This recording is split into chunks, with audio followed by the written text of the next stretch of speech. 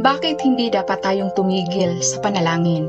Napakahalaga ng videong ito. Ang panonood hanggang sa dulo ay magdadala sa inyo ng mga pagpapala. Una, ang panalangin ay makakatulong na malutas ang mga suliranin. Huwag kayong mga balisa sa anumang bagay, kundi sa lahat ng mga bagay, sa pamamagitan ng panalangin at daing na may pagpapasalamat, ay ipakilala ninyo ang inyong mga kahilingan sa Diyos. Kapag tayo ay patuloy sa pananalangin, ang ating mga hamon sa buhay at kahinaan ay maaring malutas. Pangalawa, ipinapakita ng panalangin ang pananampalataya. Kaya nga sinasabi ko sa inyo, ang lahat ng mga bagay na inyong idinadalangin at hinihingi ay magsisampalataya kayo na inyong tinanggap na at inyong kakamtin.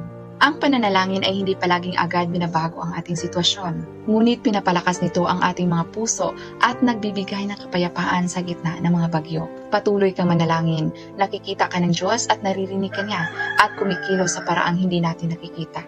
Pangatlo, nagdadala ang panalangin ng proteksyon ng Diyos. Siya'y tatawag sa akin at sasagutin ko siya. Ako'y sa Kanya sa kabagabagan, aking ililigtas siya at pararangalan siya. Kahit ano paman ang ating mga pagsubok o kahirapan, ang panalangin ay nagpapahintulot sa atin na maranasan ang presensya at proteksyon ng Diyos. Kung naniniwala ka na ang panalangin ay nagdadala ng mga pagpapala, magsabi ng Amen. Ibahagi ito upang mahikayat ang mas marami pang tao. God bless you.